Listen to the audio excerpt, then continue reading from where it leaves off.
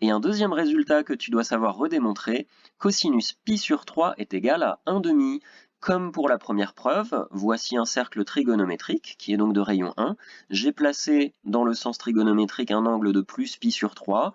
On a bien le point M, et on sait que le cosinus de pi sur 3, c'est l'abscisse du point M. Je fais donc le projeté orthogonal de M sur l'axe OA, l'axe des abscisses, et le cosinus de pi sur 3, c'est la longueur OH. C'est bien l'abscisse du point M.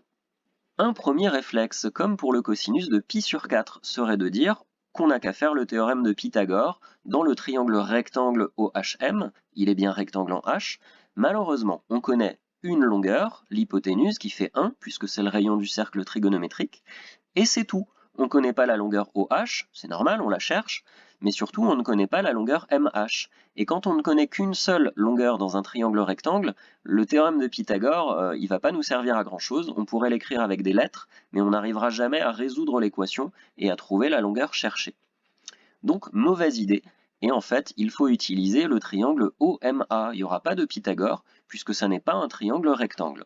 J'ai fait un tout petit peu le ménage sur la figure, comme ça je peux bien indiquer que la longueur OA, qui est un rayon également, est bien égale à 1, puisque c'est un cercle trigonométrique et que tous les rayons sont égaux à une unité. Je peux également dire que le pi sur 3 est égal à 60 degrés. C'est pas embêtant de remplacer par des degrés quand on fait un exercice de géométrie type collège un petit peu. On n'a pas besoin là de faire de la trigonométrie de première, et donc c'est pas dramatique si on n'utilise pas des radians. J'enlève les pointillés qui m'ont permis de faire le projeté orthogonal de M, juste pour faire un petit peu de place. Et on remarque donc que OM égale OA égale 1, puisque ce sont des rayons du cercle trigonométrique. On en conclut que le triangle AMO est un triangle isocèle. Attention, il est isocèle en O. Ça signifie que ce sont les deux longueurs qui partent de O qui sont égales.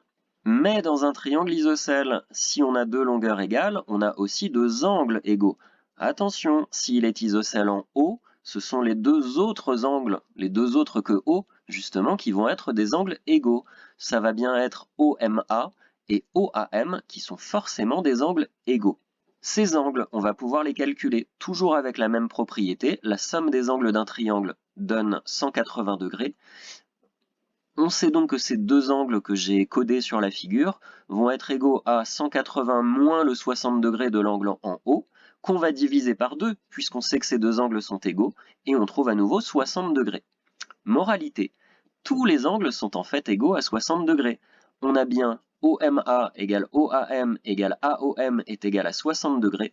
Quand tous les angles sont égaux, bien entendu, il s'agit d'un triangle équilatéral. Je fais maintenant réapparaître la hauteur issue de M dans le triangle jaune. N'oublions pas qu'on cherche le cosinus de pi sur 3, c'est-à-dire la longueur OH, là où j'ai mis un point d'interrogation. C'est bien une hauteur, puisqu'elle est issue d'un sommet, elle passe par le sommet M, et elle est perpendiculaire avec le côté d'en face, le côté OA, qu'on appelle le côté opposé. Il se trouve que dans un triangle équilatéral, les hauteurs sont confondues avec les médiatrices.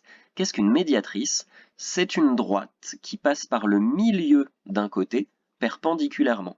On est donc en train de dire que la hauteur là, qui est issue de M, elle va forcément passer par le milieu du côté opposé OA parce que c'est également une médiatrice.